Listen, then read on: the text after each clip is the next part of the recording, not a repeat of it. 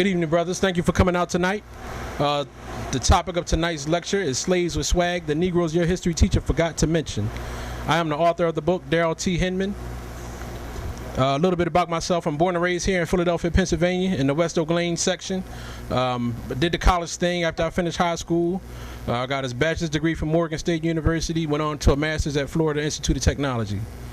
After I got done my formal education, I left with no sense of self or who I was in terms of a descendant of Africa. So from that point forward, I just kind of went on a reading spree, and for the last 15 years, I've been reading books, not necessarily black history books, but books written from the black perspective. History books written from the black perspective. And essentially, the book that I put out, Slaves of Swag, is the culmination of all that reading. I try to pluck the best of what I came across and package it in one small package for the brothers and sisters, because I figured if I had all that education and didn't know what I didn't know, who else may not know? So hopefully it's be of some benefit to you.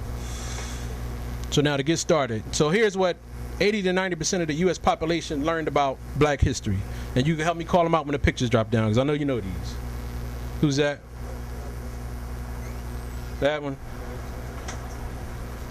Him? George Washington? Yep. Peanuts? Yep. Booker T. Washington? Phyllis Wheatley? That one? That one? That one? Thurgood Marshall.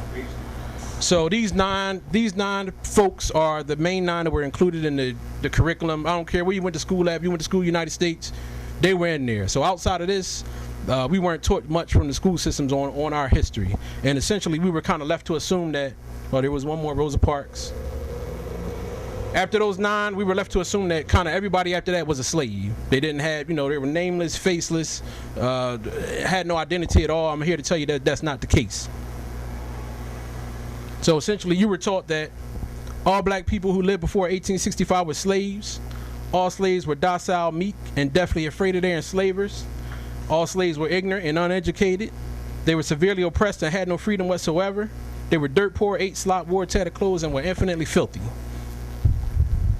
And what we're going to go over tonight, we're going to cover the truth, which is always the rest of the story. Whenever you're talking about history, there's always more to the story. I don't care how deep you dig into it, there's always a little bit more. So the truth is, some black people who lived in the United States of America before 1865 were slaves, which means, we'll get to that in a second. Some of them may have been docile meat, some may have been ignorant and uneducated, some severely oppressed, some dirt poor. And if some were, what would that mean? Some were not. And those are the folks that we weren't taught about at all. How do I know that some were not? It's not just hearsay or something that somebody told me that I'm just blindly repeating. I know that because the people who lived during that time said so. And not only did they say so, they wrote about it in books. It was documented in the census, and there's also newspaper articles that document it as well. So the first point that I want you guys to take away from here tonight: some black people that lived before 1865 were slaves, some was free. This picture right here is from a book titled The Negro Population in the United States, 1790 to 1915. It was published in 1918 by the Census Bureau. And if you can see, if you start at the bottom, so this whole chart is only covers black people. The Negro population. Grand total in 1790 was 757,000 black people in the United States. 59,000 of those people were what? Free. And then there's the slaves over there to the right. Once you climb up 1800, 108,000 free. 180 free. 233,000 free. Where by the time you get to 1860, which was the last census before all the slaves were freed, you had almost 500,000 free black people here in the United States. We were taught nothing about them, nothing at all. It's so much information out there about them is sickening. It's to the point where it almost pisses you off that you've been to school all that time and nobody taught you. But the thing about getting pissed off, it doesn't really lead to anything. So instead of getting pissed off, you just do something about it. And so that's one of the reasons why I put this book together. So again, you were taught that all were slaves. Some were not. Now let's talk about some of these free black people. I'm going to get into the slaves in a second because that's really my subject, but I didn't want y'all to leave here without knowing about some of these free black ones. This is Brother Martin Robinson Delaney. He was born a free black man in Charlestown, West Virginia, May 6, 1812. He briefly attended Harvard Medical School till all the white students signed a petition to get him kicked out. No problem. He was a well-known abolitionist scientist, and he went on to be a medical doctor anyway. He led exploration parties to Western Africa and Central America in search of lands for the blacks, free and enslaved, to go there and colonize. So it was almost like the Back to Africa movement. He made a powerful speech in front of thousands in Pittsburgh after the passing of the Fugitive Slave Act of 1850, and we're going to get to that speech in a second. This man met with Abraham Lincoln February 6, 1865, to suggest that not only he free all the blacks of the South, but all those blacks be armed and be placed under the cognizance of black army officers. And then 2 days later, after he met with Abraham Lincoln, he received his commission as a major in the U.S. Army. Now this speech, the Fugitive Slave Act of 1850 said the authorities, whoever they may be, can come into your house and look for escaped slaves from the South. 12 days after that Fugitive Slave Act was passed, this is Martin Delany. He gave a speech in Pittsburgh. It was called Allegheny City then, in front of thousands of people, and the speech was addressed to the mayor of Pittsburgh. His name was Hugh Fleming. And I quote, "Honorable Mayor, whatever ideas of liberty I may have been received from reading the lives of your revolutionary fathers. I have therein learned that a man has a right to defend his castle with his life, even unto taking of life. Sir, my house is my castle. In that castle are none but my wife and my children, as free as the angels of heaven, and whose liberty is as sacred as the pillars of God. If any man approaches that house in search of a slave, I care not who he may be, whether constable or sheriff, magistrate, the judge of the Supreme Court, nay, let it be the man who sanctioned this act to become a law, surrounded by his cabinet as a bodyguard, with the Declaration of Independence waving above his head as a banner and the Constitution upon his breast as a shield. If he crosses the threshold of my door and I do not lay him a lifeless corpse at my feet, I hope the grave may refuse my body a resting place and righteous heaven my spirit a home. No, he cannot enter that house and we both live." 1850, black man, public forum, gave this speech directed at the mayor. You would have thought from what you learned about slaves that he was automatically lynched after that. Nothing. Not at all. 15 years later, he's sitting across the table from Abraham Lincoln. It's powerful, man. Here's another free black man, William Still. Y'all heard of him? He got a Philadelphia connection. He was born a free black man in Chemung Township, New Jersey in 1819. He came to Philadelphia in 1844 with $5. He was a successful coal dealer and had a large meeting hall.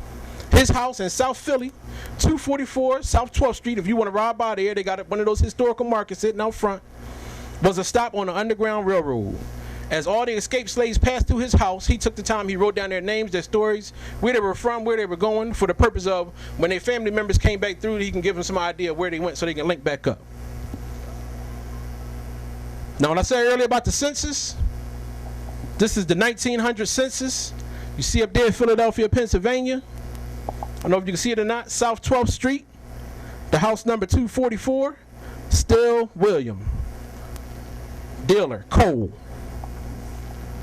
The information is there. They say we like to say that they hid history from us. It's not that they hid it from us, they just didn't point it out to us. And it's up to us to take that initiative to go and find it, is what it comes down to. There were other prominent free blacks, and I'm still talking about free blacks. I ain't even get to the slaves yet. There are other prominent free blacks right here in the city of Philadelphia, and this is my hometown. Dr. Raymond Turner wrote in a book, The Negro in Pennsylvania, published in 1911. In 1832, James Fortin, a cell maker of Philadelphia, was rated at over $100,000, while the widow of Bishop Allen was supposed to have $25,000. Later, several Negroes of the same city were considered rich and well-educated, and before the Civil War, the colored people in Pennsylvania, reputed well-to-do, made a fairly long list. Among others was Joseph Casey. If there's any Caseys in here tonight, could be one of your relatives. Joseph Casey. He was a money broker in Philadelphia, worth $75,000. Stephen Smith. If there's any Smiths in here tonight, he could be your relatives. He was a lumber merchant. William Whipper. William Riley, who was a bootmaker. James Proza, restaurant owner. Henry Minton, restaurant owner. Free blacks in the city of Philadelphia. Now, Raymond Turner's book was written in 1911. So that means all his facts were pre-1860. It was probably about 1880 and back. So he had to reference another book to get his information.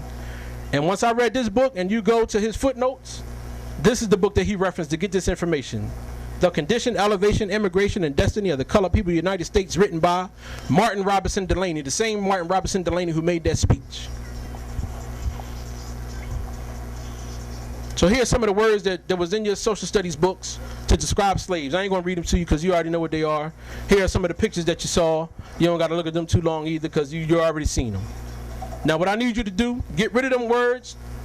You don't take them all the way out because it's good to know them, but put them way back in your brain somewhere. Pictures, same thing. Get rid of them, and we're going to replace it with some good stuff. We're going to talk about some slaves who fought their enslavers back, slaves who were educated, and slaves who had freedom as well as money. If you don't believe it, don't worry. I document everything that I do. So now, fighting slaves. I know sometime during either your history course or a discussion, you ask yourself, if I was a slave, what would I have done? And there's all brothers in here, I know the answer is you would have fought back without question. It's logic and just common sense that if you feel that way in your gut, you got that feeling, it's in your blood, you got it from somebody who came before you. They said they did and said the exact same thing. Look at this man. He's a slave, right? He don't look nothing like a runaway slave. You would thought he got a shirt on, he got shoes on, he got a pistol, he got a sword. This man in the back got pistols. They ready. I didn't draw this picture and make it up. I got it out of a book. These brothers' names is Robert Jackson, that's him, aka Wesley Harris, and the ones in the back are the Madison brothers. They escaped from Martinsburg, Virginia, and were on their way to Gettysburg. The reason how I know these people, that same William Still from Philadelphia, he took those notes that he kept from all those escaped slaves and he put them in a book. William Still's Underground Railroad Records, published in 1872, revised edition put out in 1886. It's 500-something pages long. And I don't know how many, it's the countless stories of all those slaves and how they escaped, details where they came from, where they was going, what they encountered on the way there. For these brothers' story, they left Martinsburg, Virginia. They got to a town called Terrytown, Maryland. In Terrytown, Maryland, a dog started barking. The farmer, the owner of the dog, saw them, said, "Listen, I don't really have no problem with y'all. Y'all can. It was during the day. Y'all can stay in my barn for the day, and then you're going about your way at nighttime." The slaves, they said they got together, thought about it. They agreed to it. All right, we're going to do it. They paid the man $1. Right back to the money part, which you're going to get to later. Paid the man $1. Went in the barn and hid for the day. They said the man's breakfast made him. The man's daughter made them breakfast. Came out, ate breakfast. Now here's what they say. About noon, men were heard talking around the barn, and this is directly from William Still's book. I woke up my companions and told them that the man had betrayed us. At first they didn't believe me, but in the moments afterwards, the barn door was open, and in came the men, 8 in number. One of the men asked the owner of the barn if he had any long straw. Yes was the answer. So up on the mow, which is the top part of the barn, up on the mow came 3 men, when to their great surprise they pretended we were discovered. The 8 men asked the owner, "Did you know that you have slaves up here?" Of course he answered no, and act surprised, didn't act like he didn't know what was going on. Then the men started questioning the slaves. "Where you headed?" They said, "We're headed to Gettysburg. We had an aunt and a mother there. We also spoke of a Mr. Hinmon, a gentleman we happen to have some knowledge of that we seen in Virginia." At the end of the day, the white man said, "Look, y'all need to go sit in front of the magistrate. If he say y'all can go, fine and dandy." Here's what Wesley Harris said. "I told them," and it's right here the highlighted part, "I told them if they took me, they would have to take me dead or crippled. At that instance, one of my friends cried out, 'Where's the man that betrayed us?' Spying him at the moment, he shot him. Bah! Then the conflict fairly began. The constable seized me by my collar, or rather behind my shoulder. I at once shot him with my pistol, but in the consequence of his throwing his arm up, which hit mine as I fired, the effect of the load of the pistol was much turned aside. His face was badly burned, and his shoulder was wounded. I again fired on the pursuers, but do not know whether I hit anybody or not. I then drew a sword I had brought with me and was about cutting my way to the door. And you know he got free because he made it to Philadelphia, right down there on 12th Street in South Philly, and told William Still this story, who wrote it down in the book. Look at the picture. There go the man hitting his arm, there go the pistol, there go the pistol smoke. There's the sword he cut out with. There's this man in the background who was probably shooting at the owner of the barn. Clear as day. Here's another one, same book. This is Emily Foster, a.k.a. Ann Wood. Barnaby Grigby, a.k.a. John Boyer. They had aliases. We think we the first ones that came up with aliases. No. They had aliases. Mary Elizabeth, his wife, Frank Wesner. Robert Scott, out of Loudoun County, Virginia. They left December 24th, 1855. Again, they got on shirts, they got on shoes. So get that concept out of your hand of some slave running in the middle of the night all sweaty with dogs. No! They left in a carriage with horses that they said they stole from their slave masters. They said they stole his guns, and they said they stole some of his knives on the way out. Why not? They was leaving from Loudoun County. They got stopped in Hoods Mill, Maryland. They said there was 6 white men and a boy. Asked them, same drill. Where y'all going? You got passes? Said, no, we don't have no passes. At this juncture, the fugitives, verily believing that the time had arrived for the practical use of their pistols and dirks, pulled them out of their concealment, the young women as well as the young men, and declared that they would not be taken. One of the white men raised his gun, pointing the muzzle directly towards one of the young women with the threat that he would shoot. And what she say back to him? Shoot, shoot, shoot. And you know she cussed at the end of that. Shoot, mother, somebody. Had to. Shoot. With the double-barrel pistol in one hand and a long dirk knife in the other, utterly unterrified and fully ready for a death struggle. The male leader of the fugitives by this time had pulled back the hammers of his pistols and was about to fire. Their adversaries, seeing the weapons and the unflinching determination on the part of the runaways to stand their ground, spill blood, kill or die, rather than be taken, very prudently sidled over to the other side of the road, went about their business. Nothing like what you was taught about in school. Nothing like what you seen on TV with them running away in the middle of the night, all cold and hungry. No. Yeah, no. Hollywood, man. Here go fucking more. I'm gonna hit you with a couple more fighting slaves. I don't like to do too many fighting ones because it makes you mad. You know what I mean? A couple more. Here's an article from the New York Spectator, which is a newspaper, December 17th, 1842. Is on page 3. If you go to the library, you can pull these old newspaper articles. They'll come up clear as day. You just type in slave revolt, slave anything, slave crime. They'll pop up and you can read them. Because just like the same way we do something wrong today, and they put us in the newspaper on the TV, did the same thing back then. It's no different. A few days ago in the parish of Terrebonne, Louisiana, a slave named William, belonging to the plantation of Mrs. Field, killed the overseer, Mr. S.H. Summers, by a blow with a wooden lever on the back of the neck. The slave having been slightly corrected by the overseer. Slightly corrected. So that don't mean whipped or nothing like that. That means slightly, hey, go do what I told you to do. You say, yeah, all right, I'll do it. No problem. Bit. He then sought the sheriff, confessed his crime, and said that he wished to be punished immediately. He was not sorry for what he had done, but stated that he had made up his mind to the deed some time before. Another book from 1779, Alexander Hewitt, who's a white man. An historical account of the rise and progress of the colonies of South Carolina, page 72. While Carolina was in a state of constant fear and agitation, an insurrection openly broke out in the heart of the settlement, which alarmed the whole province. A number of Negroes having assembled together at Stono, and this is called the Stono Rebellion, first surprised and killed 2 young men in a warehouse, and then plundered the guns and ammunition. Being thus provided with arms, they elected one of their number captain, agreed to follow him. They marched south like a little army. They went to the house of Mr. Godfrey. They got specific names and houses of where they went. Murdered him, his wife, his children, took all the arms he had in it, set fire to the house, and then proceeded towards Jacksonboro. In their way, they plundered and burnt every house along the way. Fighting slaves. They fought back. You think they didn't? Wouldn't you fight back? It's natural. It's natural. They grown men, just like we grown men. You're going to fight back. So whatever they taught you, put that back. Get rid of that. Replace it with this. Slaves fought.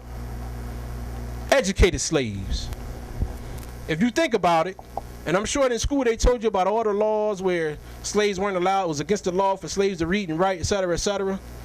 Why would they bother writing a law to prohibit slaves from reading and writing if slaves wasn't already reading and writing? You know what I'm saying?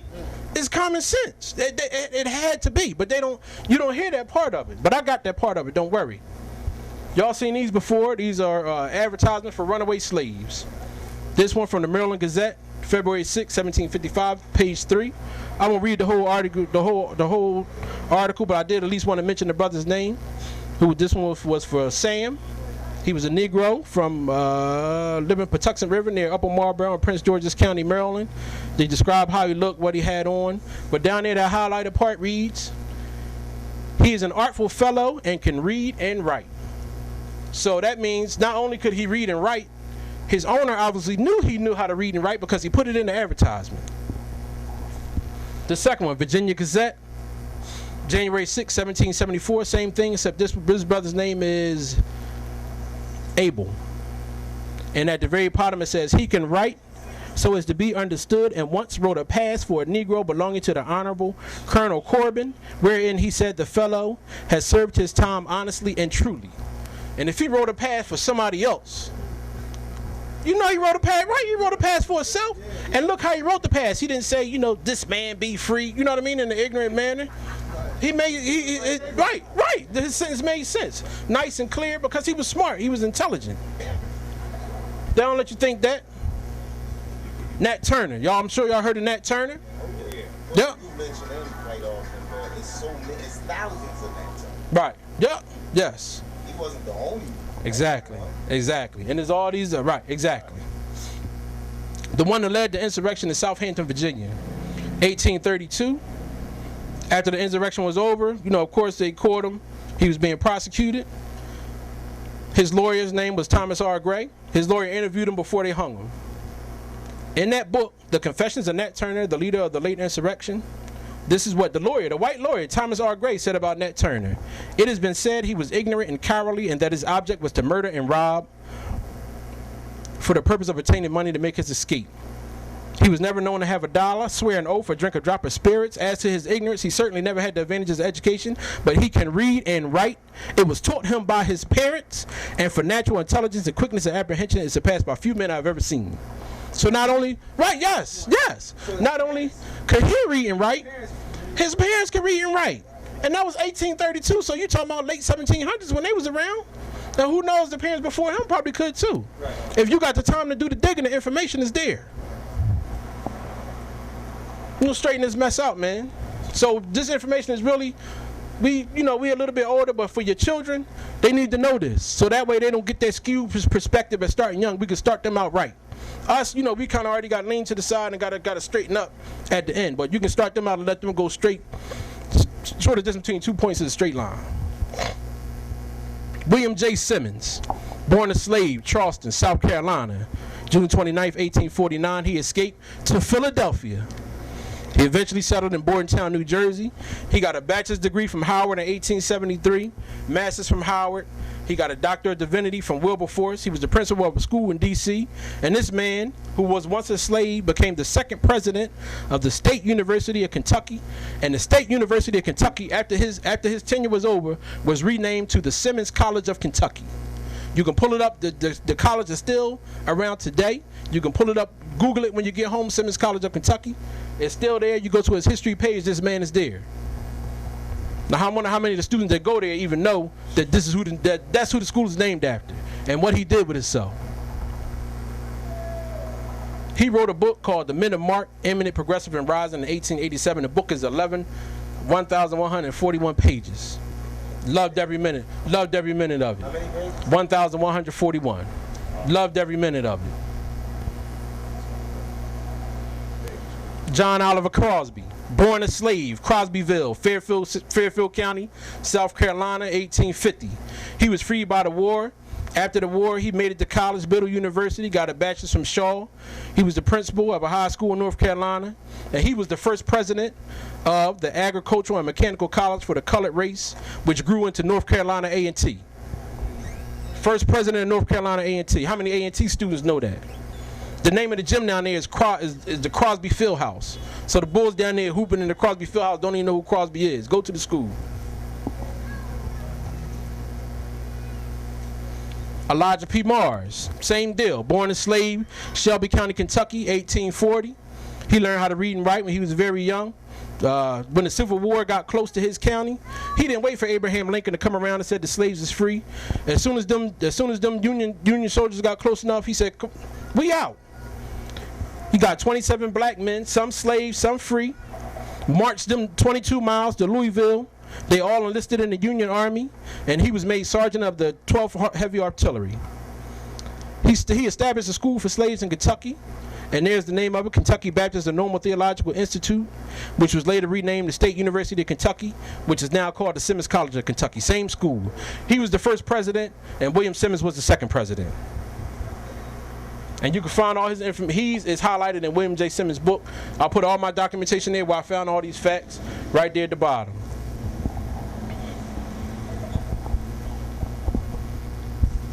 Slaves with swag. Yes, sir. You gotta keep promoting that. Yes, sir. That's what it is. That's what it is. Slaves with swag. Some people on Facebook or whatever, they got offended at the title. Why would you say that's disrespectful? I'm like, no. I'm like, it's disrespectful to you because you think you got that picture that the school system put in your head of a slave. Right. This is a different picture. I'm like, yes, they had it. And when we get to the freedom and money part, y'all really gonna see then. Frank Grimke, same story, and this is the last one for the educated. Born in Charleston, South Carolina. His father, who was also his slave master, right? So he was half white, died when he was young. He left him to his half brother, who was not a slave. So he had a brother. The father had a white wife, and then he had babies by the black slave.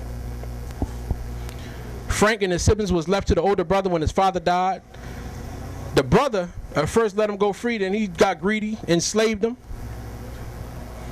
After he enslaved him, Frank ran away. The brother caught him, sent him back, and sold him to a Union Army officer and enlisted that man in the war. He was 14 years old. After the war was over, he attended high school in Charleston. The principal of the high school in Charleston sent him to Pennsylvania, up north, to get educated, Lincoln University. He graduated the valedictorian of the class of 1870. Go to the Lincoln University website or the library, look it up. He's on there. After he graduated Lincoln, he went to Lincoln Law School, Howard Law School, then decided he wanted to be a preacher, went to the Princeton Theological Seminary, and was the pastor of the 15th Street Presbyterian Church in D.C. Slaves with freedom and money. So I don't got to talk about the educated part anymore. This is just a little piece.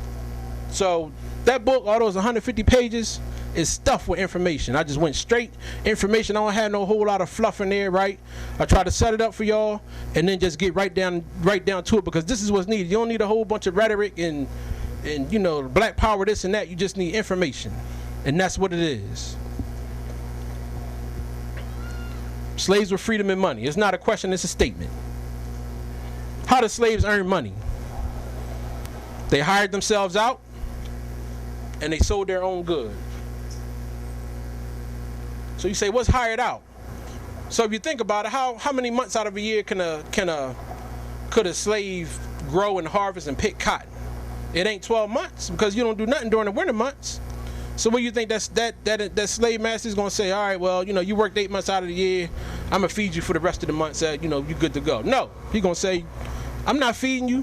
You go out on your own and you figure out a way. You can either make some money or grow your own food or whatever to feed yourself. So it's a process called hiring out.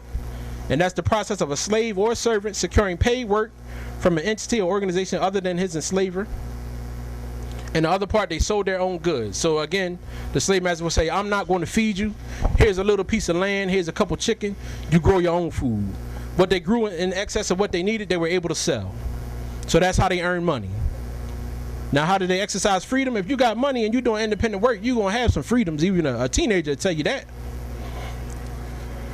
And most importantly, a very important point, those slaves used their proceeds to purchase their freedom from their enslavers. Going to get to the details in a second. Book, The Negro in Maryland, a study of the institution of slavery, written by a man named Jeffrey Brackett. Not a few slaves in Maryland, particularly in the cities, were allowed by their masters to live and act as free men and also buy their own freedom with their extra earnings. This is from the Maryland House Journal, where Maryland lawmakers was discussing the issue. Again, if it wasn't an issue, they wouldn't have never talked about it. This is from the May 10, 1787 session. and it reads, and also a bill entitled, an act to prevent the inconveniences arising from slaves being permitted to act as free, endorsed by the Senate May 10, 1787. And again, in 1802, they talking about the same issue. So it obviously didn't go away. In a bill entitled, an act to prevent slaves hiring themselves or acting as free, and to repeal the act, blah, blah, blah, blah, blah.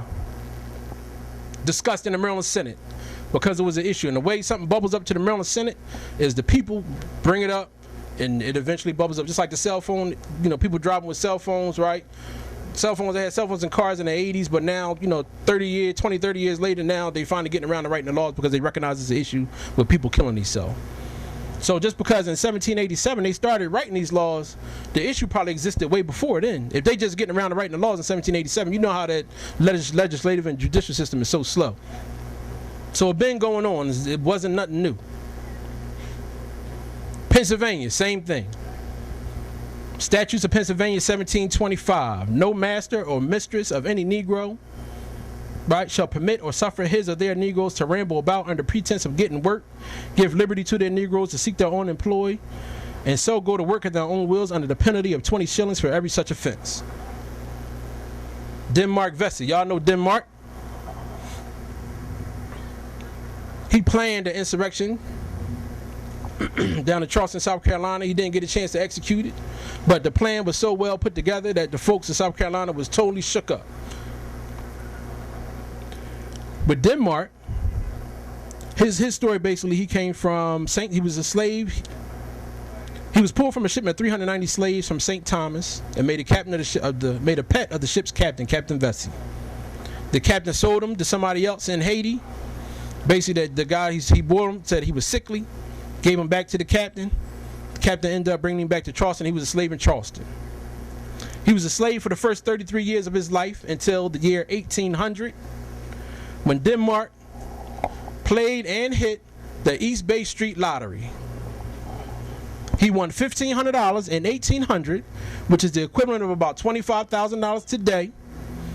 And of course, if you a slave and you walking around with $1,500 in your pocket, he went right to his slave master. I want to buy my freedom. Give me $600. Bought his freedom for $600. 22 years later, he planned the insurrection as a free black man. And I got to have documentation for everything that I say. A newspaper article from the Connecticut Herald, September 10th, 1822. Second page. In 1800, Vesey drew a prize of $1,500 in the lottery and purchased his freedom. And look what it says at the bottom. Could read and write with facility. He was a fighter, he was educated, and he had freedom and money because this man was down there playing the lottery. Who would have thought?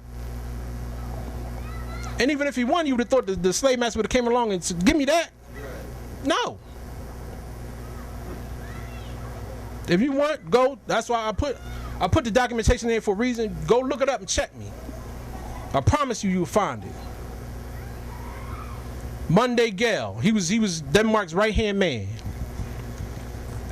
He hired himself out from his enslaver, but instead of buying himself outright, he essentially paid his enslaver. He rented himself from his enslaver. And he had a harness shop on Meeting Street. Right here it is, James Hamilton, when Negro plot and account of the late intended insurrection among a portion of the blacks in the city of Charleston. James Hamilton went around and interviewed Monday before they were executed. In that book, James Hamilton says, this of Monday, he reads and writes with great and equal facility, and obviously seems to have been the individual who held the pen at all the meetings, at which he wrote more than one letter to St. Domingo, which is the link back to Haiti, because remember, Denmark spent time in Haiti, and who's the Haiti revolutionary? Toussaint Louverture.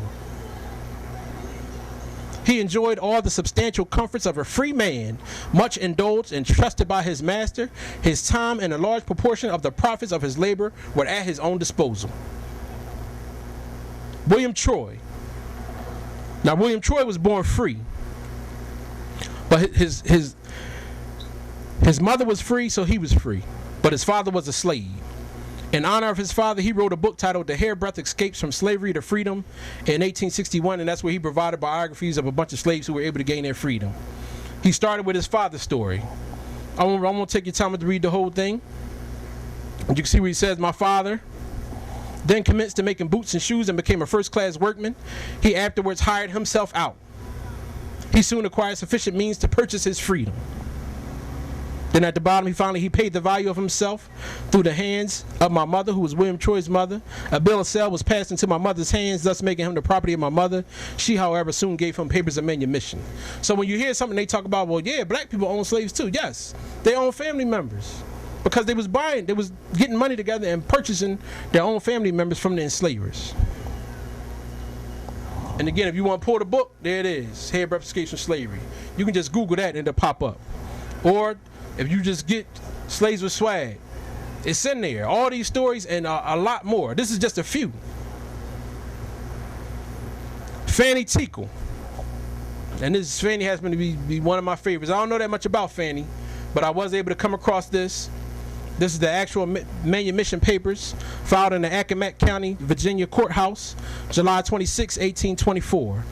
The papers read, know all men by these presents that I, Fanny Tickle, black woman, have manumitted, set free, and forever discharged from slavery my Negro man Willis, whom I purchased, of William M. Scarborough, hereby relinquishing all claims, right, title, and interest, which I have, and said Willis forever. Willis was in a bad situation if he was owned by his woman. You can imagine some of the conversations they had.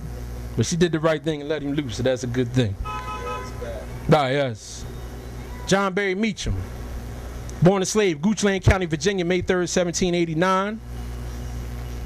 In his book, he wrote an autobiography and addressed to all the colored citizens of the United States. He started his book out with, I love my master, but he was getting old. And I didn't want to be sold off to somebody else who's going to mistreat me. So I approached my master and said, before you die, I want to buy my own freedom from you. The master said, okay. He goes out, get a part-time job working essentially in a salt mine. Made enough money to buy his freedom, went back to his master, purchased his freedom. So now he's free. He can go work in the salt cave full-time now, make more money. Approached his father's enslaver, bought his father. Bought his wife and kids. Went back and bought 20 slaves in all. Only on their word that they would pay him back after he freed them. And he says in his book, 19 of them paid him back. The only one that didn't pay him back ended up being an alcoholic. There's always one of them. Right, yeah, that's all right. That's a Yep. So they teach about Harriet Tubman. And she did a good thing going back and getting them and, sneaking them out. This man just went, approached them. I want to buy him. That kind of information, brother, is empowering. No. But it's out there. We don't need them to give it to us. That's why, some people, you can go to the school board and, try to petition and get them to change. That's a large machine. It's going to take a lot of men to move it. I'll do it this way. The one other thing about John Barry Meacham, he said he had a church in St. Louis. He set up a school in the bottom of the church where he taught slaves how to read and write. The state of Missouri came to him and said, you can't do that. So John Barry, he said, all right. He went out, built a ship, placed the ship, a boat rather, put it on the Mississippi River, set up the schoolhouse and the ship on the Mississippi River, which was federal property, and the state of Missouri couldn't mess with him. And here it is. Here's an article. The Liberator, Boston, December 10th, 1836. Capacity of Negroes to take care of himself. John Barry Meacham obtained his own liberty by his own industry. Bought his father. At the bottom, talks about buying 20 other slaves.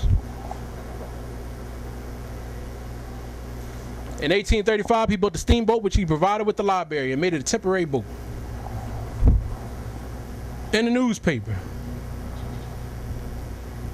Blanche Kelso Bruce, this is my last one. Born a slave, Prince Edward County, Virginia, 1841. He received his basic education from the tutor of his enslaver's son. He was freed by the war. He went to Oberlin College, decided college wasn't for him. No problem. Went to Mississippi, became a planner. He was able to land a position as Sergeant at Arms of the state of Mississippi in 1870. So the Sergeant at Arms essentially is security for the Mississippi legislature. So while he's in there acting as security, he's also listening and learning how to politic. And that's how he got to start into politics. He was appointed the assessor of taxes for Bolivar County, elected sheriff for Bolivar County, member of the board of the levy commissioners. He was elected a U.S. senator for the state of Mississippi. You can go to www.senate.gov and punch his name in here. That picture right there will show up. He ran for the vice presidency of the United States in 1880 on the Blaine Bruce ticket, and he served 2 terms as the Register of the U.S. Treasury. Herald of Kansas, May 28, 1880, page 2. Our ticket for president, James D. Blaine. For vice president, B.K. Bruce of Mississippi. Let the ticket read James D. Blaine and Blanche K. Bruce. Hurrah for Blanche K. Bruce, the coming Negro of America. Let the colored delegates remember that they are expected to vote solid for Blanche K. Bruce next Wednesday. So we talk about Obama in 2008, Jesse Jackson in 88, 1880, a former slave. And I told you he was the Register of the U.S. Treasury, which is a presidential appointment. The Register of the U.S. Treasury is the person who signs their name to currency. Here are bills that Blanche K. Bruce has signed. B.K. Bruce, B.K. Bruce, B.K. Bruce, B.K. Bruce, B.K. Bruce. Ex-slave. His signature on the currency gave it value. So it's a lot of information that I gave you here. It's a lot more in the book. The reason why I want y'all brothers to know this is simple. It's to restore the reputation of pre-1865 black people in order to raise our own cultural bar of achievement. You got to look where they started. They started from under the floor and went through the roof. We started around here, right? We got a lot of work to do. I know you're a successful man. You compare yourself to that, got a lot of work to do. Me, I consider myself successful, but I got a lot of work to do. I can't compare to them. I got to keep getting it and keep grinding every day. You can't use that, oh yeah, we were slaves as an excuse, because that could have been easily be one of your ancestors. Got to do your genealogy. Last point I want to leave y'all brothers with is that this country, United States of America, this is our country because they was built with these hands. So all that money that the government throwing around right now, them billions and trillions of dollars, it came from these people's time, because time is money. If you just take in 1860, it was 3.9 million slaves. Let's say each of those slaves worked a regular 40-hour work week, was that 40 hours a year, and each one of those hours yielded a profit of $2 an hour profit. That's in the billions, and that's just 1 year, 1860. You gotta own it, yes, brother. Something just came to mind when you were just saying that. I thought as far as like us building America like with our own hands. I conversated with a brother one time and he was saying, well, if they had to go through all of the trouble of going to Africa, enslaving them, you know what I'm saying, losing people to this ships and all that, why don't they just go to Europe and just get people who are voluntarily to come over here and work? And I explained to him that, you know, if you want a plumber, you know what I'm saying, to fix, you know, your house, it's not going to be correct. You know what I'm saying? You have to have them do your plumbing. You know what I'm saying? So it's like they needed us to build this. Like they couldn't have built America without us. Yeah, no, and some of it comes down to numbers. If you look at Europe is just small compared to Africa. Right. I don't think you can get enough people out of Europe. And besides, they took the people out of Europe and sent them to Australia to build Australia up. Right. Oh yeah, good point. Good point. That's all I have for y'all tonight. I thank y'all immensely for listening. If you want to purchase the book, Slaves with Swag, Hakeem got them. I'll be more than happy to sign up for you while I'm here. Thank you, brother. I appreciate it. Thank you. 15. Well, I said the book is free. The signature is $15. It comes with a free DVD. There you go.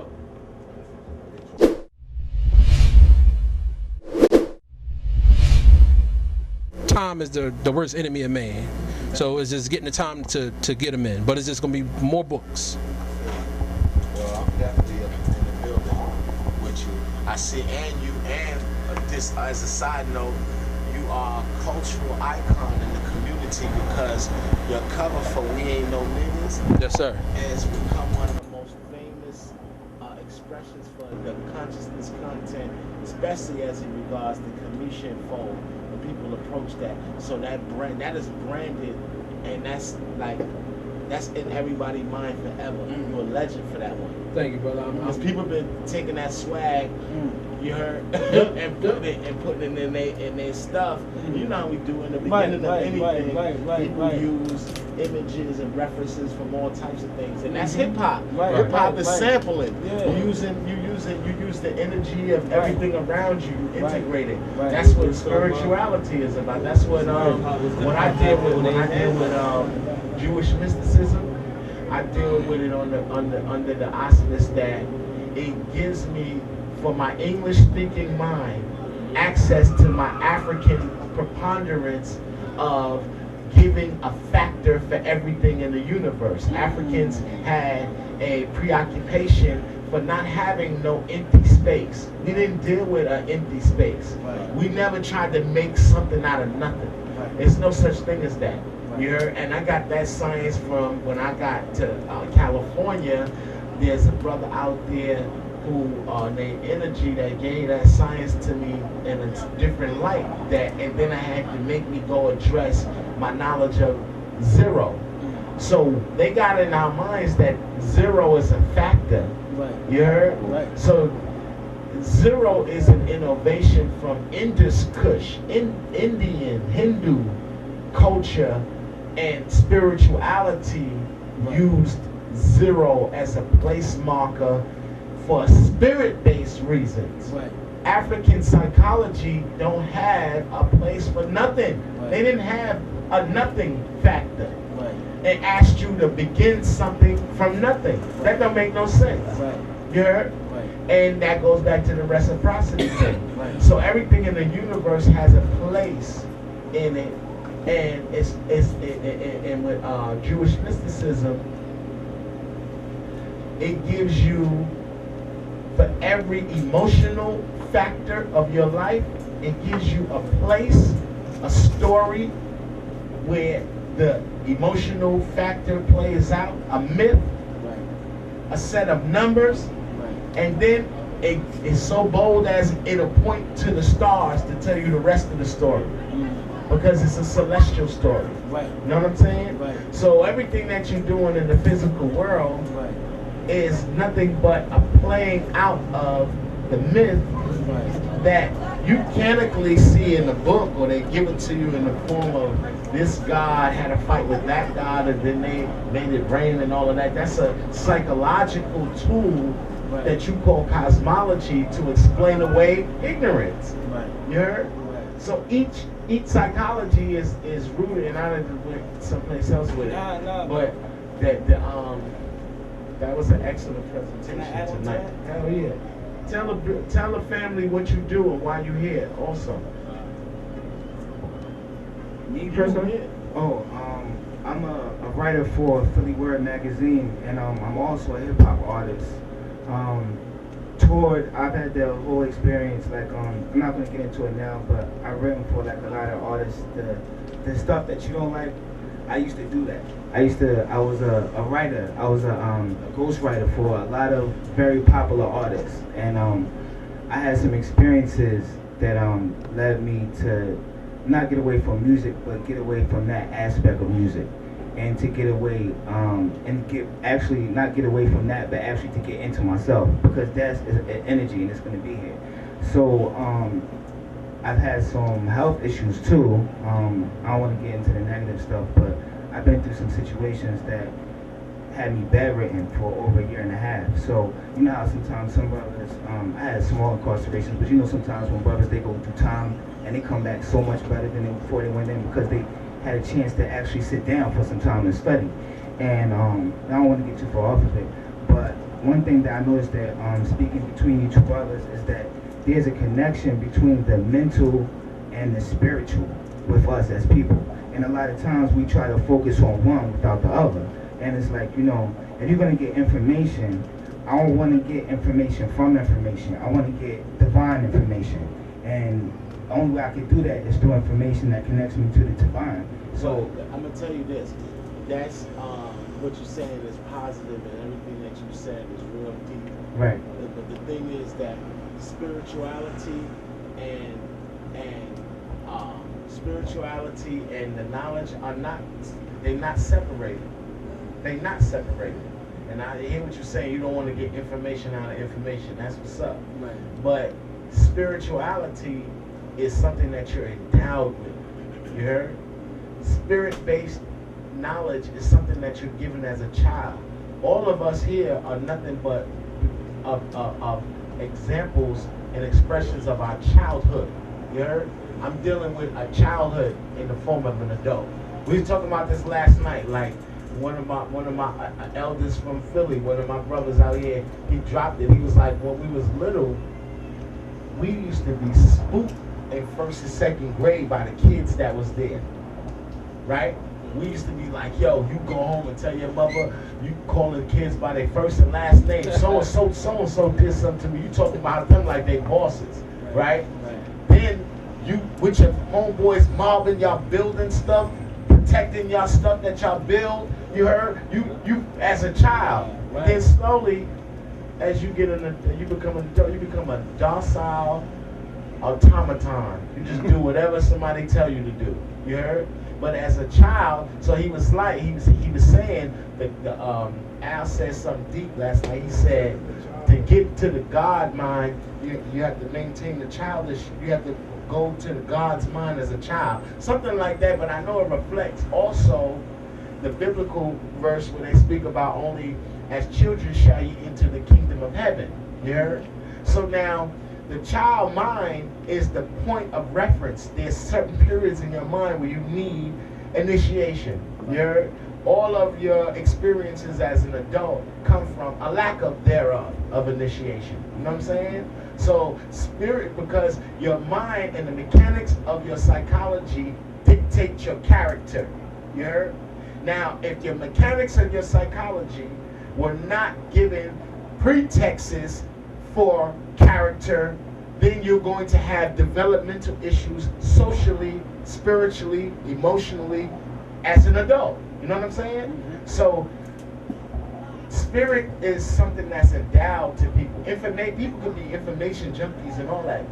The astonishing thing about Africa today is that we have so many significant scientific and medical people coming out of Nigeria, out of Lagos, out of these areas. Why? Why is it that, and I'm making a distinction between Africans and African Americans right now, because Africans have lodged in their culture spiritual traditions that raise children's developmentally, their psychology, to be able to even embrace anything spiritual. That's something that begins when you're little. You heard? So, and how is it developed? Through reading and writing. That was one of our things. You say you was a ghostwriter. Right. You're an author. You heard? These are, anybody that writes anything, or if you ever wrote anything, these are psychological weightlifting tools used for you to not only build your own character, but impart to others the mechanics of mind. We had a practice where we used to memorize everything. And how do I know this? It got to Europe as in a form of a practice called loci, L-O-C-I. You can look it up. It's where you imagine yourself in a library, right? And you know that whole wall of books, you know where all of those books are, right? You know what page on that book in particular, what particular sentence and what word is on what particular line. You heard? They call it the art of memory, right? Or loci. Now, this is something that was taught to African-centered psychology, to always memorize something.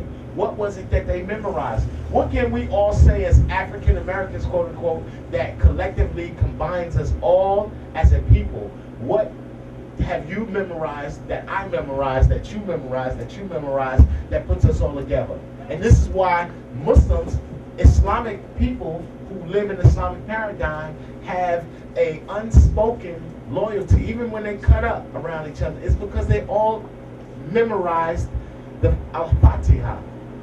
And they will tap into some Islamic dialogue in front of you in a heartbeat. You heard?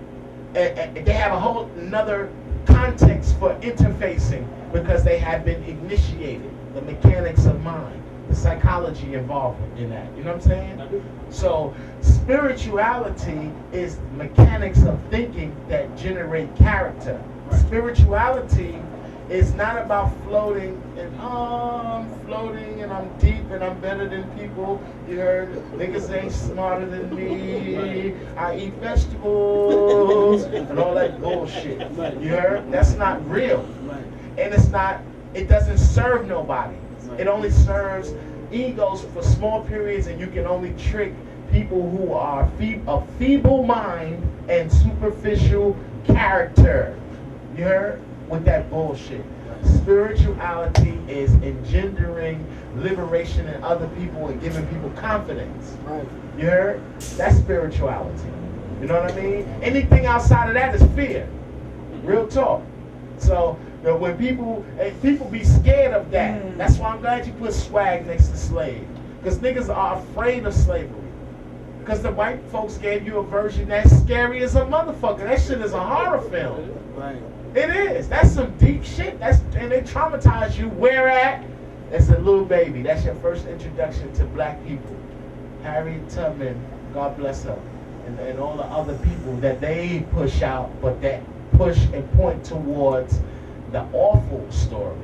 You know what I'm saying? The Farewell Uncle Tom story. Yeah. Farewell Uncle Tom is one of the most popular, conscious DVDs, but I always say to myself, whoever liked that shit is a weirdo to me.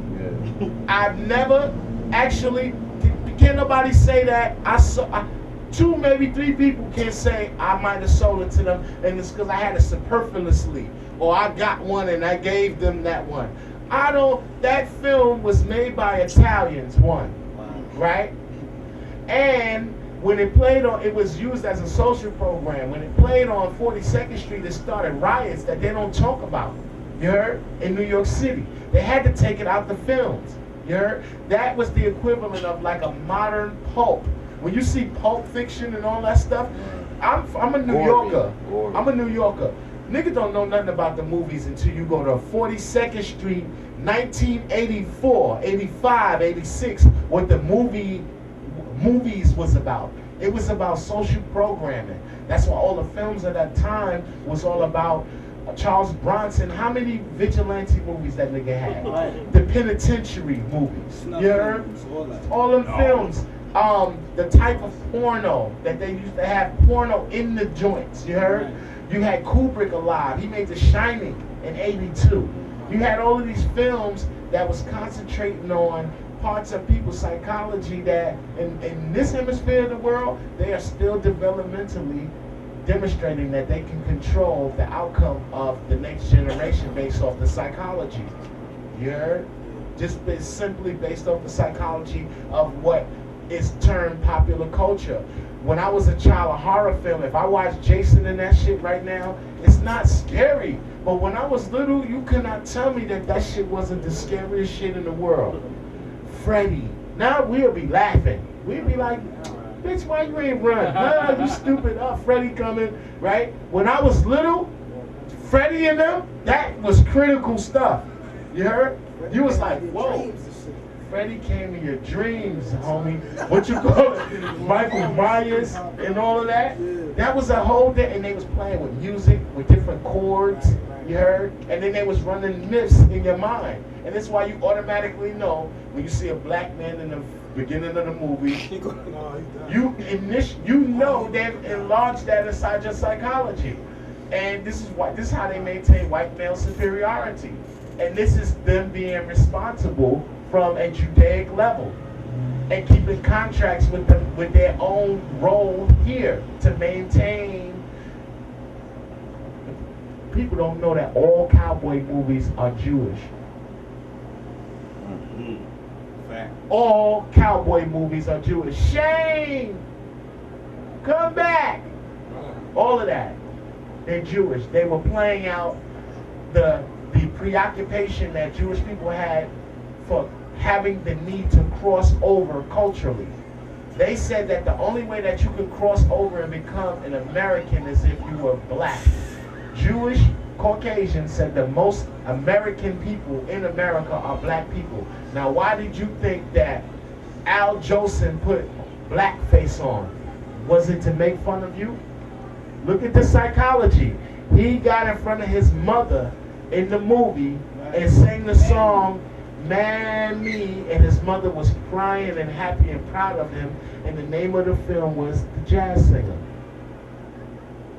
So psychologically, them crossing over is to become you. You heard? It was simply to become you. Now, do you see how ill that is for their psychology to expose itself at that point in time to show the world in bold images, Cinemax, you heard, that I want to be black. But we didn't get it. People didn't get that, you heard? So the whole idea behind raising generations through media is lodging in their psychology myths that are pervasive, that never change, you heard? There's a protagonist to every story. Star Wars is the Bible. The Bible is Kim mythology. Kim mythology is Congo spirituality. Congo spirituality is stellar spirituality.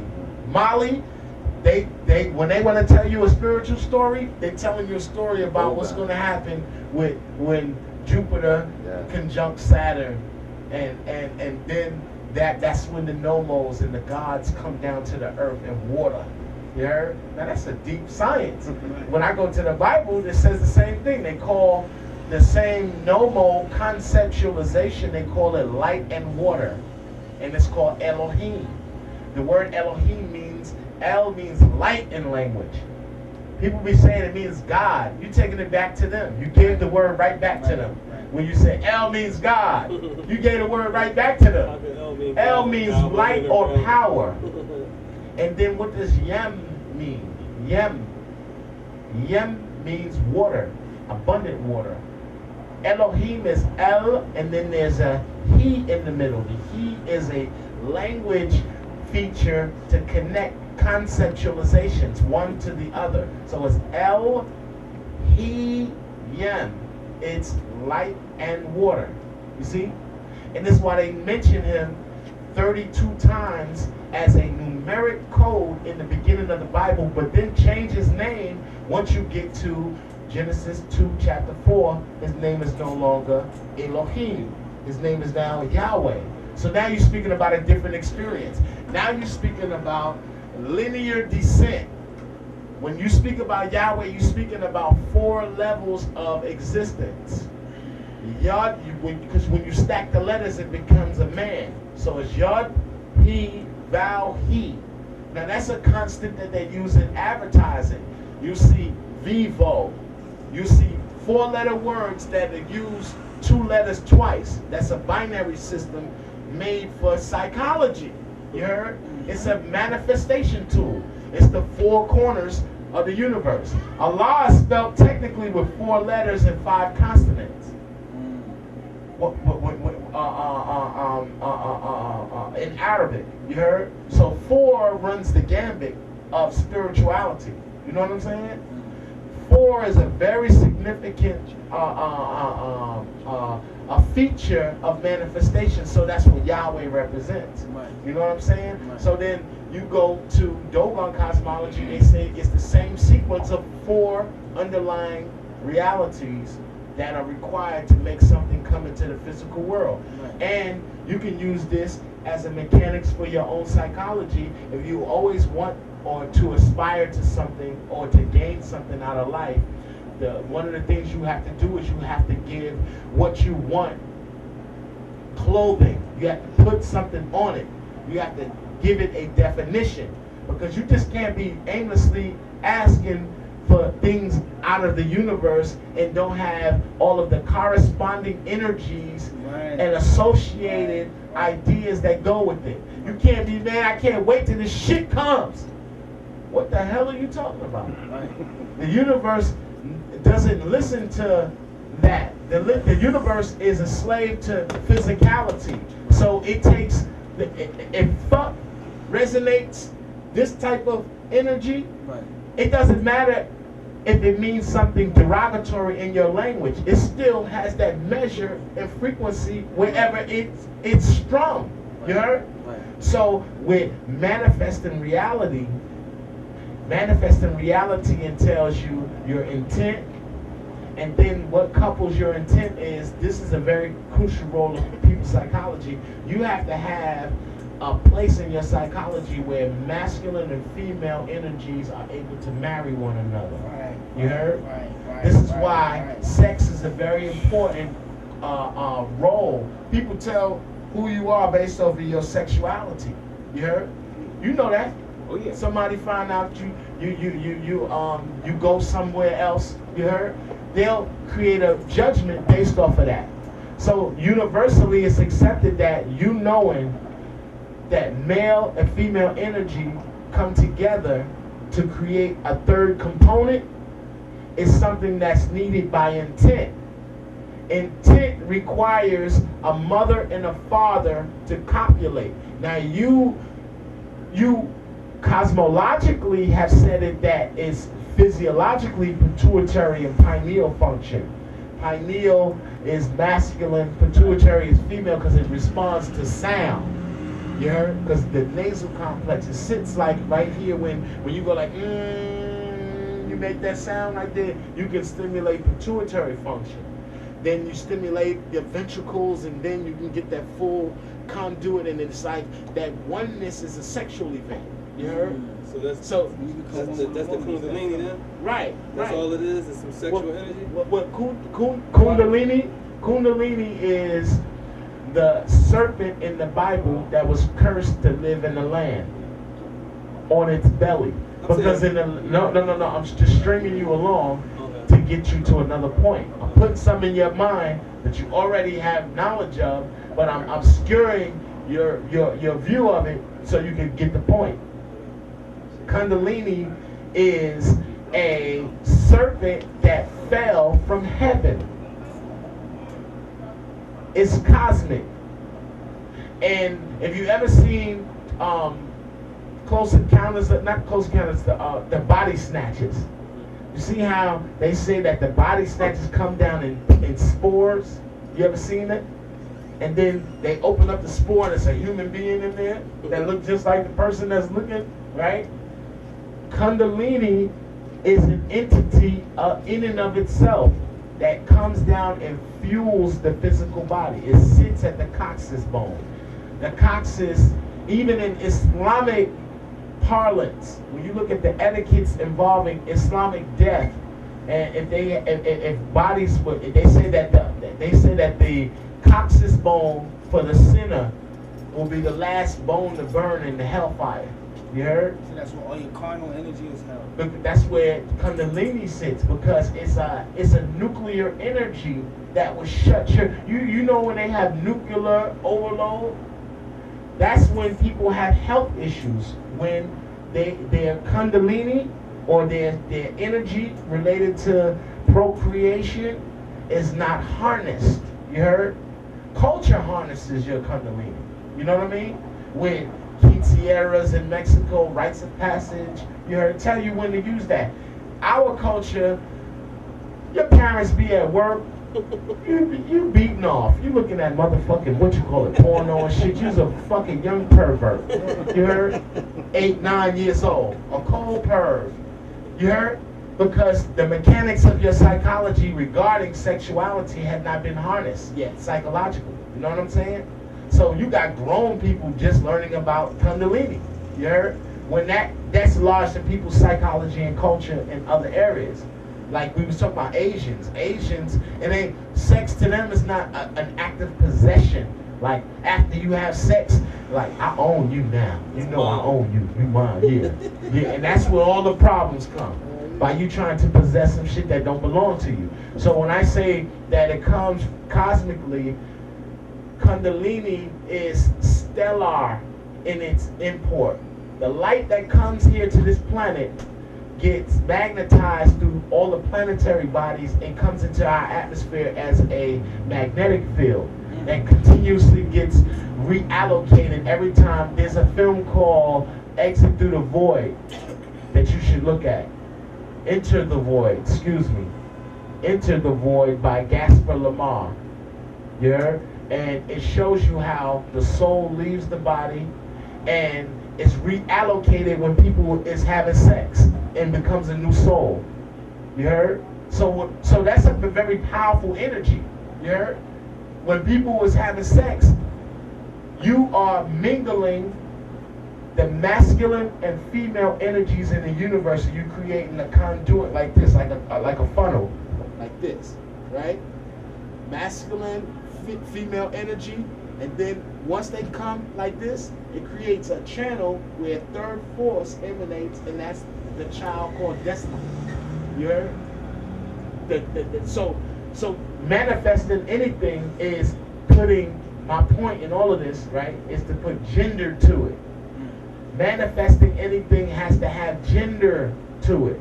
You heard? All things have gender. Sound is female. Silence is masculine. Everything has gender. That's why when men tend to do a lot of talking, we call them bitches, right? He's a gossiper. This nigga's a bitch. He always talking like a woman. You heard? And then men silently listen to the chatter of women and enjoy hearing that. You heard? And children as well. If you have children, you like to, it's soothing to hear them, hear their banter and how they interact silent from a silent point of reference. You know what I'm saying? So now, below gender, there are, and this is lodged right in the Bible in key phrases. They use key phrases in the Bible that speak about 6 experiences. Now they get this from Islamicized Africans who brought the concept of liturgy into the region where they were composing biblical works. You heard? Sufi mystics are the ones who created Kabbalah. You heard? Sufi mysticism, African spirituality, and again the desire to give equations to everything is what created Kabbalah. So you have key phrases within the liturgy of the Bible. These are them. Mercy. Hold up, let me just run you through these. Mercy. You heard that word before. That word don't have nothing to do with nothing but it's spirit. It's a spiritual word lodged into your dialogue. You don't even know where it comes from. It's spirit-based. What's the opposite of mercy? Severity. Combined, they become beauty. That's in the Bible, in Hebrew, that's called tifareth. Mercy is kesed or gedula. Severity is gebora, or it can appear spiritually as the word for fear, which is really the wrong word. Fear is not a bad word. Pakad deals with terror. Fear is when you tell your baby, get your ass over here. Stop playing in the street for a car hit you. You heard? That's fear. You heard? Terror is me trying to make you scared of me, right? Because I want to dominate you. That's terror. Ancient language had words to resolve those dilemmas. It was called pakad or deen. And this is where you get the word deen as the way in the Islamic conceptualization. Deen means justice in Hebrew. You heard? So it's a path that is delegated by discipline. So I'm speaking to you in the language of the liturgical writer. How do you think they wrote a Bible? Just freestyling? They wrote it off of the pattern. You heard? So I just formulated a triangle for you. Kesed, Gebora, Tifareth. Those are 3 strings that deal with severity. Stop playing with me. Mercy. I love you. And then encompassing both of those truths within oneself. When somebody asks you for money in the streets, if you give money to every homeless person, don't go to LA, downtown LA, and you got homeless people in a large concentration, because they're going to ask you for money, every one after the other. And if you give them your money, every time you come outside, you can't pay your rent. Right? And then you can't have a woman, you can't have nothing. You're going to be with them, right? So spirituality tells you what? that there's a space in the universe for yes and a space for no, right? So now, on the higher dimension, we just discussed gender. Severity and mercy are also genders. Guess which one is severity? It's not masculine. Severity in the psychology of the narrative writers is a female apparatus of your psychology. When you get into warlike behavior, you're operating out of your female mind. Masculinity is observation and figuring it out another way. You heard? And these are clauses placed inside of the narrative biblically. Now there's another triad under that. It's called nizak, feelings, hard, which is called reason, and then you have yesod, which is the foundation. Now, psychological experience of nizak is the feelings that you get of raw emotion, like going and witnessing somebody do a backflip when you was little. You was like, whoa! That feeling like you at the Super Bowl. Like, yo! Like that, right? And then the opposite of that is reason. Reason is what makes you make a critical, life-changing decision like this. I got tenants. They ain't paid rent in 6 months. You heard? They have to go. You heard?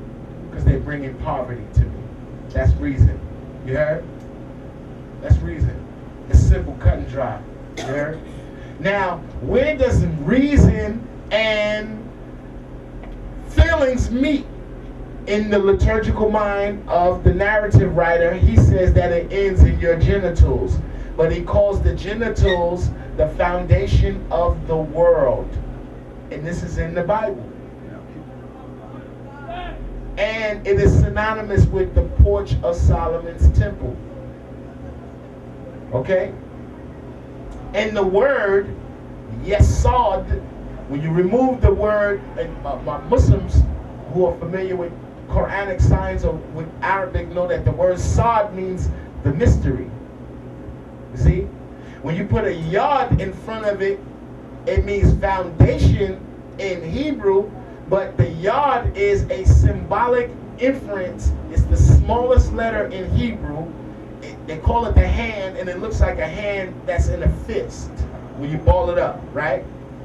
The word itself equals the number 14, and then they say you have 14 phalanges in your hand. So here's the narrative similarity between where they're taking the numbers and integrating and creating another form of understanding. And then you have, as a numeric construct in the natural sequences of letters, because this is an interesting thing about Hebrew and Arabic. In particular, I'll say Hebrew.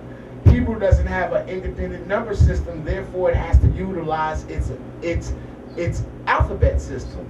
So words are now also numbers as well. You see? So now, Yod, when we go look at Star Wars, who is the strongest Jedi? And he's the smallest one. He's the master. So the smallest number, right? The smallest letter in Hebrew is the most powerful one. You heard? Now why? How did they get that psychologically in their mind? And how do we still have that now? We have it linguistically. Who in here speaks Spanish? What's the number 10 in Spanish? Yes. How do you say God in Latin? Dios. So now psychologically we have in Western culture an African conceptualization dealing with the numeric factor of the Commission Ennead. It was 9 personifications, you heard, that represented the divine principle of godhood in the Commission mind. But on top of 9 rests what? The number what? 10. Because numbers, for all intent and purpose, are functions. You know that? See? The number 1 is every truth in the universe, right? combined. There's no distinction. There's no zero. You heard? One is everything that you can ever imagine and not imagine. One experience. Two is you acknowledging that. Once you acknowledge that there's a oneness, you create two factors. Wow. You create a distance now. You heard? Between yourself and an observable fact, a reality. That space between you and that becomes a third factor. You heard? That third factor turns into the material construction for matter. But matter now has a spirit in it. That's 5. 5 represents psychologically quintessence. The word, what does quintessence mean? Quin means, what's that?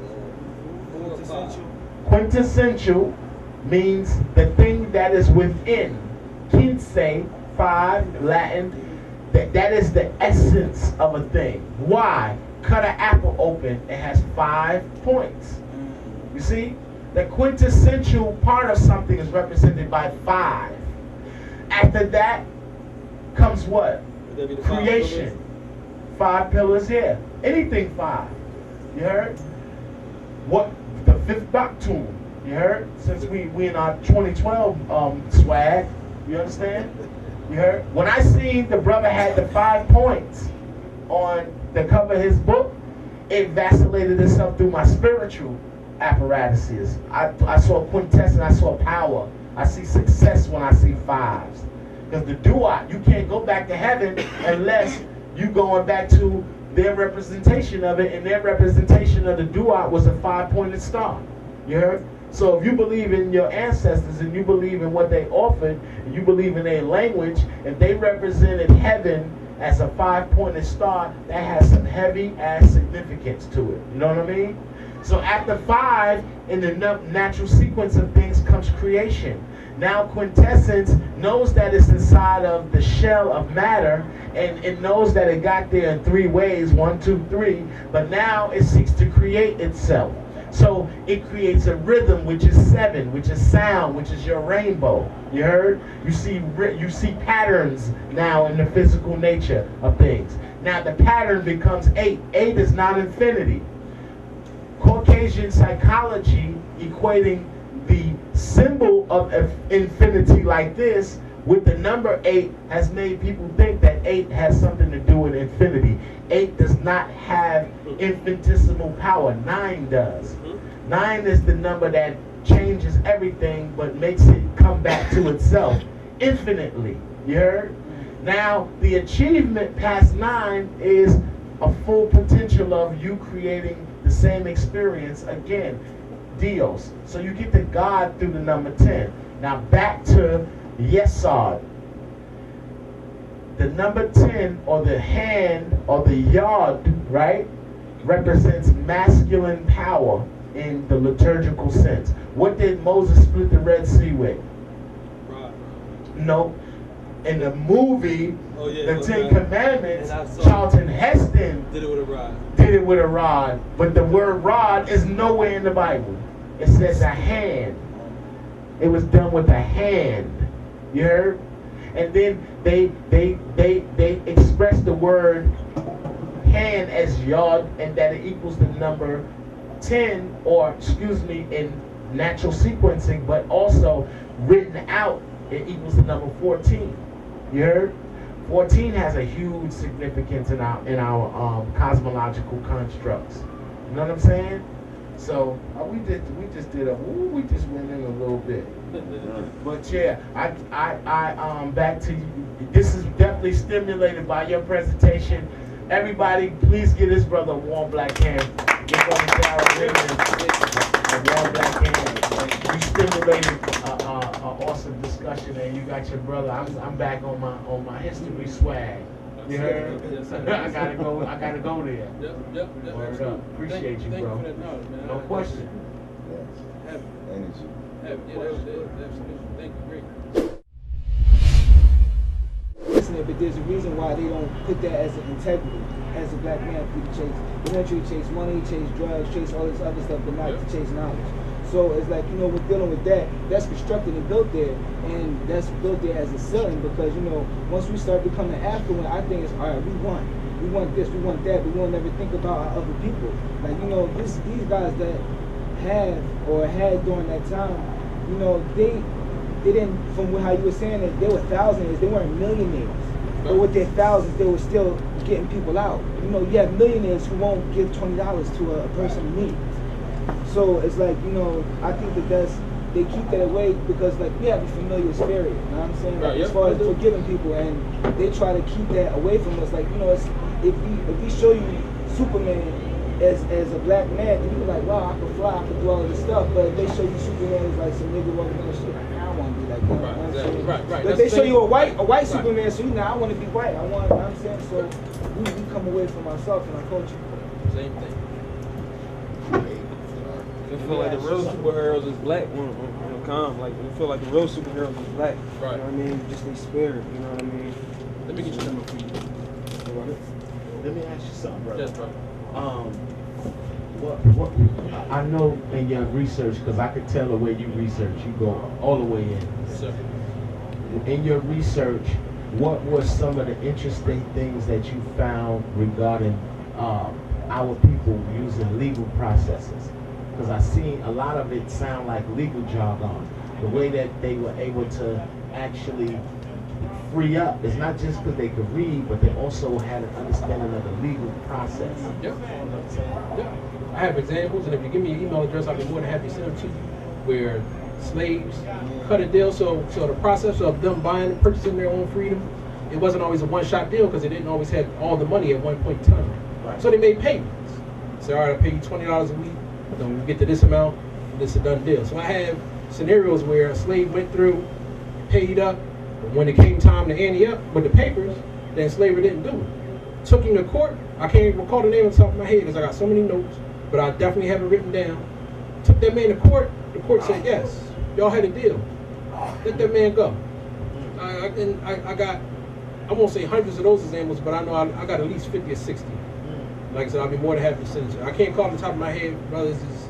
It's more information than you ever have time to sit down and read. That's interesting because I'm telling you, when you remove the emotional word of slavery from our post-slavery existence, it sounds like it sounds more of like a system. Like and it was an abusive, perhaps one of the most abusive systems ever to unleash on the people. Right. But it seems so disabrasively human because all humanity, it ain't no place that they didn't have a system like that in order in some capacity. Right. You know what I'm saying? Right. The astonishing thing is, how do we enter into, I'm just not a question to you, I'm just making a blanket statement. How is it that we got to modern Western civilization, right, through these methods, and we're not able to see that they're still enacted? They're still operating in so many guises in different situations. We are all binded to some capacity in some form of like weird reciprocity to some slavish governmental interface every single day. You know what I mean? Yeah, and it's still operating. It's still operating. And I'm not saying it, I'm not being conspiratorial like I'm mad. I'm acknowledging it. You heard? I'm acknowledging it, that it exists. You know what I'm saying? It's deep. To me, And just the one last point. Look at how people socialize with one another without systems of reciprocity, right? Yep. And look at how people were delegating affairs with one another under that very overt thing. Sister owned her man, set him free. You heard? The brother was able to buy 20 of his people. You know what I'm saying? Can you imagine what type of, what kind of love is that? You know what I'm saying? So we be saying we love each other and I love this brother and that's my brother and all that. How many people in our social interactions, how many real authentic relationships do we got that test those type of limits?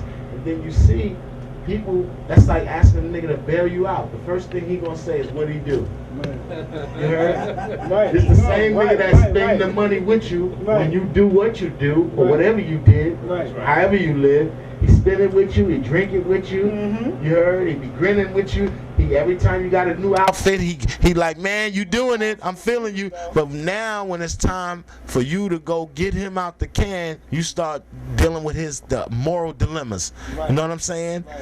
But that's interesting. That's very interesting. That it is. Yes, sir.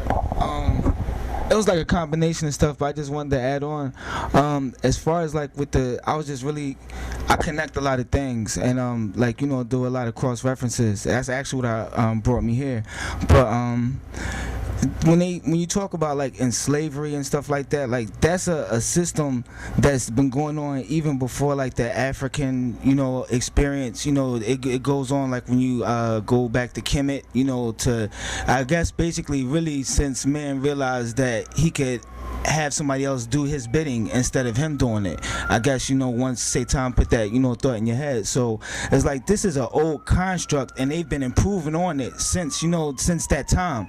That's why you have like a brother like Willie Lynch who was able to because if slavery wasn't old, then how can he come in and implement rules and construction and how to control slaves?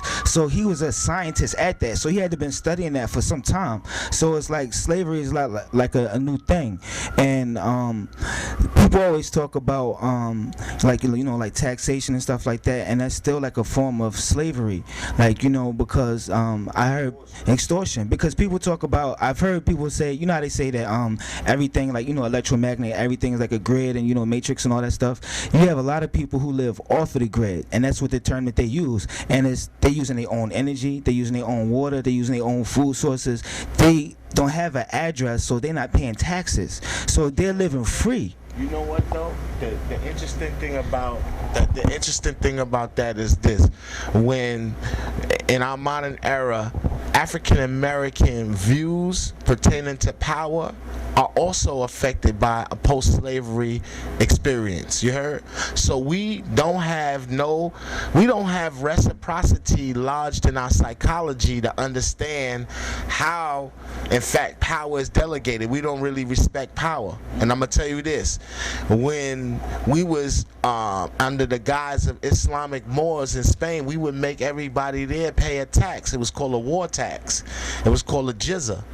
So you would have to pay to live and be protected by the sword. So there is like taxes.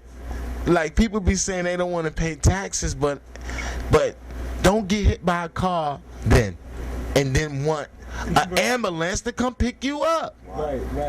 Like let's get into that.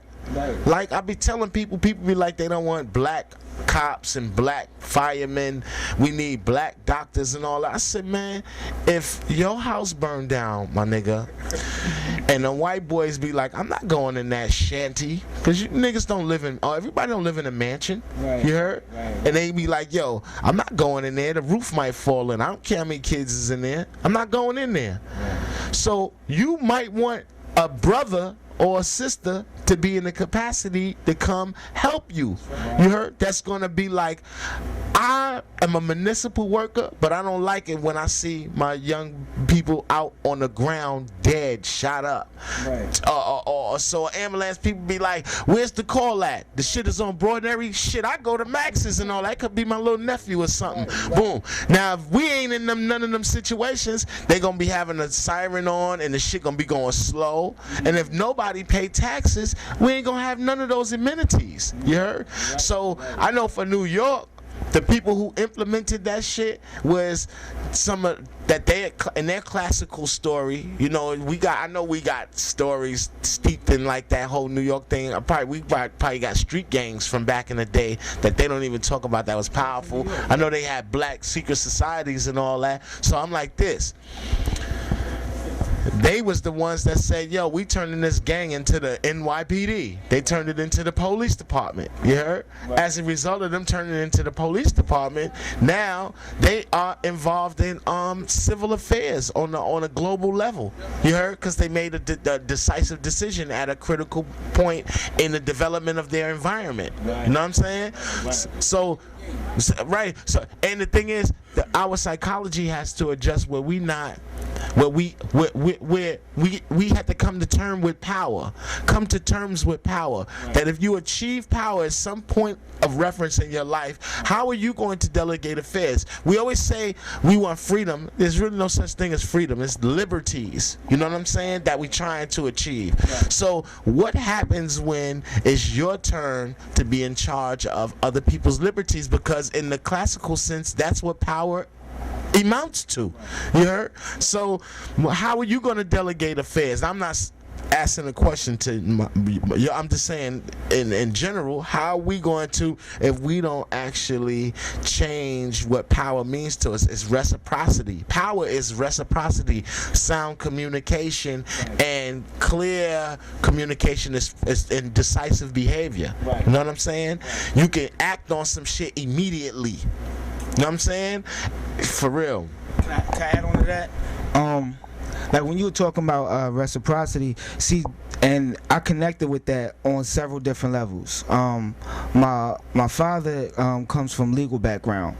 My mother, my father calls her a hippie, but you know she's very into universe spirituality. You know, before they had a church that allowed whoever in there, she was a universalist, meaning that she studied all forms of information. So I have both of those too, like that I weigh out. And to some people, reciprocity means on a financial level, as far as like paying back, and as far as dealing with slavery, they talk about reparations and things like that.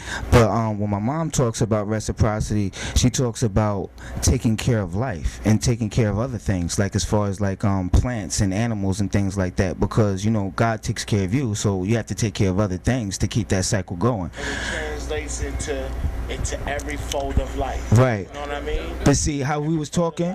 And the beautiful part of the offering is how it gives us a pulse as to how our people was dealing with each other emotionally. Right. The level you don't need to socialize the young people with the gang shit just to get the point of loyalty across to them. Right. Because to me, that was some gangster shit. They was all on their way somewhere, and they inside the spot, and them crackers tried to pull a stunt on them. Right, They was that's like, what? gangster. Shut That's up. gangster. Shut up! I'm shooting you in your head. You lucky your face got burnt, and we got a sword. And I got the cut in my way out. Right, right. You heard? That's some gangster. gangster shit. Right. And especially You heard? Right. white man, like people get. Like, I'm not trying to be. That's encouraging. I'm not trying to be racist or nothing, but it's like people back down from white people. Honestly, like people back down from it. Like they let them get away with a little fly shit. They got a little sarcasm about them. I'm not racist, but I'm saying, you know what I mean. And people don't gonna step up, and all that come from is the religion. That's all that coming from, that white image. Us worshiping that, and that's all I think. You know what I mean. Racism is deep. Racism is everywhere. I went to Guyana with all black people, and they had racist. They had a racist thing. They had a racial thing. Light skinned and black people. Jamaica also. It's crazy, yo. Everywhere I go, They say it's not about race, though. It ain't about race. Ain't no racism. Sometimes I think it's more about culture. So it is. So it depends on how you look at humanity. So it's one human race. We all just kind of exercise different cultures within that race. You can have a white person who exercises black culture. Right. Now, he got that option to go back to exercise white culture if he wants to. Right. Is there such thing? What do you mean? Is there such thing as white culture, black culture? I want to say this. White culture is this. White culture is everything that they learned over a course of a specific period of time that had many upheavals. They had fast rises. You heard? One of those periods is 7/11 to 1492. You heard? When they had an opportunity to interface. The other period from 470, when the Khazarians adopted black people's religion, this modified their psychology to such an extent, now they can indulge themselves in the dialogue of commerce and even get into contracts. You understand? Because it's lodged inside of a religious context. So white history is them learning from interfacing with us at every point. You heard? Where we gave them some stuff. Some jewels, just from being some around us. Yeah. You understand what I'm saying? So, and that will continue to be the history. You know what I'm saying? If you take a raindrop from an ocean and give it back to the ocean, it came from the ocean. It's like, so how is it? And this is why they're telling people that we own Western culture. We've been bugging, not wanting Mercedes Benzes, not wanting amenities, not wanting classical music and all the ornaments and to use rhetoric and indulge ourselves in the knowledge of the cardinal sciences and go deep. And now we're not producing young men and women, as many as we can, who are indulging themselves in the next level of science. Who is making the next superconductor? Who is creating an algorithm? Who is Indians and Asians?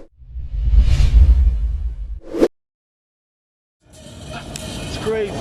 If I had 3 wishes, 4 pots and 5 dishes, 6 workers, 7 houses and 8 kitchens, 90 chickens, 10 biscuits, a clip 11 inches, the wrench 4 pounds, shots like syringes. It's going down, me, God be my witness. I'm hip-hop's gift list. All y'all rappers on my shit list. This is not predicted. Toe tags, body bags, hospital visits. Mom's mad at me. Niggas try to take a stab at me.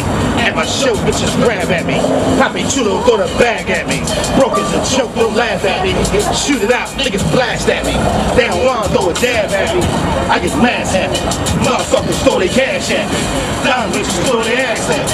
I got the weed, throw the ass at me. I got the pork, fuck the ass at me. Tennessee, get the mask at me. They always come back at me. OCs get the snap at me. OGs get the gas at me. I react snap. 16 but the gas right. They got dough at the crack at me. Talk to the wet man. Souls at the stack. Robberies, kidnappings, carjacking, homicide, no drama five. Let's rap. You wanna run it, let's rap. Rack booty, wax Millie, you act silly. Skillies and hoodies for heat. I put hair on no beats, dope on wax. Back on track. In other words, I got work in the streets. They think life's a beach, you can't surf in the creek 1,000 degrees on the beach. That's how I used to do it. When I used to do it, put the bullets in him, let his body unleash fluid. I try to tell it, I do it, I shoot it, I move it. Give me the tool, I use it. Plan, exclusive, slug, smooth, dove deuce, double G blues. Let's go.